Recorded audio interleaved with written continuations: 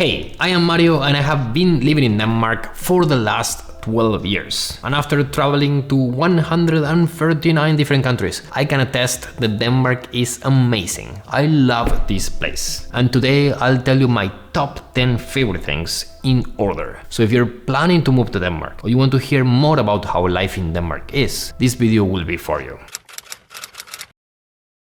Just note that the last 2 points surprise a lot of people, so you will definitely want to watch until the end or jump down in the timestamps which are in the video description. Number 10 is HYGGE. HYGGE, which has been translated loosely as coziness of the soul, is a unique Danish atmosphere that includes hot drinks, candlelights, and a lot of candlelights, wool blankets, fireplaces, board games, time with friends. It's very unique here in Denmark, and it's something people here in Denmark do to actually enjoy winter. And myself, I learned to enjoy HYGGE.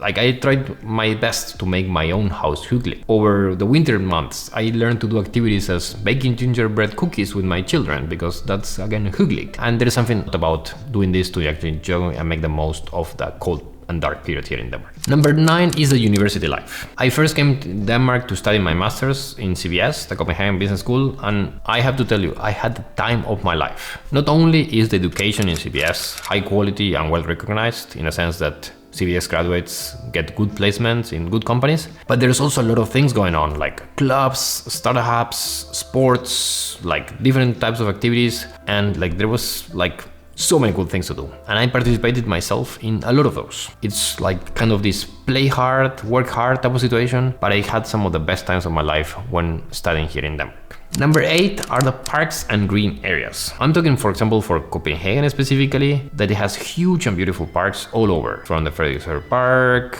to the Kingsted-Garden, Fælledparken. I mean, if you include Tivoli, it's super green and super nice. On top of that, just add some uniquely Danish things. So for example, in Denmark, in Copenhagen, but you can also in Aarhus do this, you can jump into the water, into the sea or canal, as it's in the case in Copenhagen, smack in the middle of the city. There's water is clean and you can go swimming literally in the city center, which is wild. And at the same time, in Copenhagen, we have a park called Amagerfjellet, which is basically a wilderness that is 10 to 15 minutes biking from the city center, even less, probably 5 minutes sometimes. It's pretty crazy. 7 is that Denmark is a beautiful place. So in Denmark, you're always surrounded by beauty and style. For example, you have the architecture, which in the old town of Copenhagen, for instance, the old buildings, it's just insanely pretty. It's again old-time architecture that was not bombed or destroyed during the wars. And even when you go to the modern side of architecture, most of the modern Danish architecture is also famous the world over. But then you also have interior design. I personally love Scandinavian design, and all through Denmark,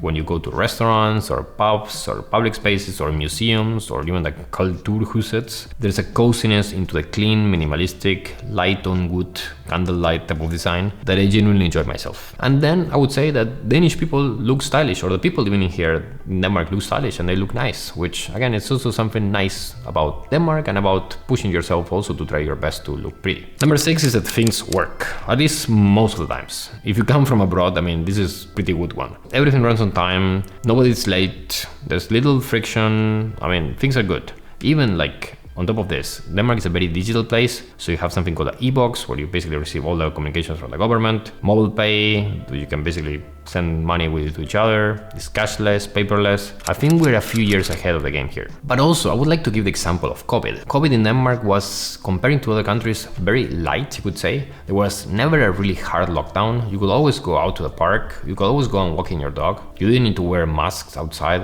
unless it was a crowded space. Again, comparing to most of the worlds, I think the decisions that were taken, which was still taken very seriously by the government, the COVID situation, just puts you thinking oh, thank God I was living in Denmark at that moment and not in insert country over here that basically you had to stay in your home and not go out of the house for 5 months or whatever. Number 5 is safety. Denmark is super safe, and I used to joke again that it's so safe that you can just walk with money in your hands and nobody will do anything. Just be careful of your stuff. I lock my bike, the cargo bike especially, the kids strollers. I never leave my valuables around, but you'll never feel physically threatened yourself. Again, for the vast majority of people, you're not going to be at risk, and this has been very important. Number 4 is raising kids. I have 2 small children myself, and I can tell you Denmark is great to raise children for many reasons. But starting from the work culture, specifically means that nobody will say anything when you pick up the kids at 3 o'clock or 3:30. Again, in most other countries, you will need to work longer and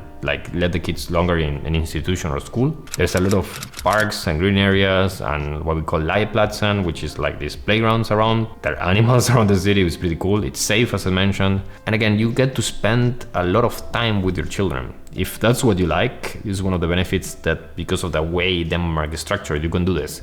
And again, for me, it has been very valuable, and I think the kids enjoy that. 3 is the biking culture. I love that in Copenhagen, you don't need a car. There's good public transportation, it's super walkable, but you can bike pretty much everywhere. And I love biking. It's so practical. You don't need to park or find parking. You don't need to have any monthly expenses. You can work out when you're transporting yourself. The bike lanes are great. It's safe. It's amazing. And this comes because Copenhagen is a perfect size for a city. It's just small enough that you can cycle everywhere, but still big enough that there are things going on. And again, like you could say something similar among the other big cities in Denmark. When you go out of that, then yeah, of course you need to have a car, if you live in the middle of Jylland, I understand. But for people like me living in Copenhagen, this has been like a godsend. I really, really like it. Number 2 is the high income, and money matters. And in Denmark, you make good money. Even if the taxes will take a huge amount of your salary, you'll still be better off than most of the other countries in the world. And you can check out this video over here where I go through how much you can earn in Denmark, and I show specific payslips from multiple people that have shared them. Let's be honest, for all the nice things about Denmark, if the salaries and income wouldn't be at this level, I don't think I would live here myself. After all, I travel a lot and I need to pay for that traveling somehow. But again,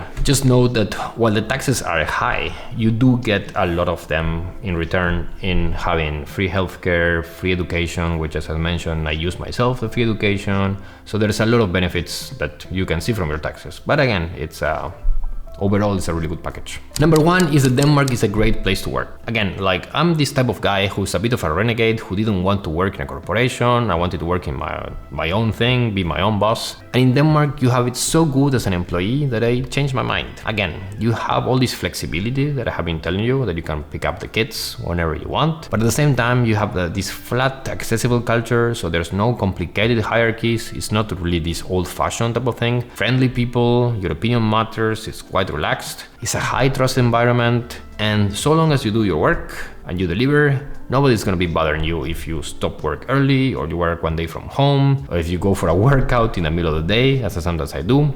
Again, this just makes things quite good. And again, this is not unique to Denmark. If you go to Sweden, it's gonna be similar. They also have a lot of perks like breakfast, lunch, fitness clubs, massage, and there are exceptions, but it's just really good. And I think a lot of the happiness that Denmark is famous for comes of having this very good work-life balance that the work culture here pushes you to. Plus, as I told you, you have good income while getting all this nice work-life balance. And if you check this video over here, you go through how much you can earn in Denmark for different jobs and for different types of people. Thank you for watching.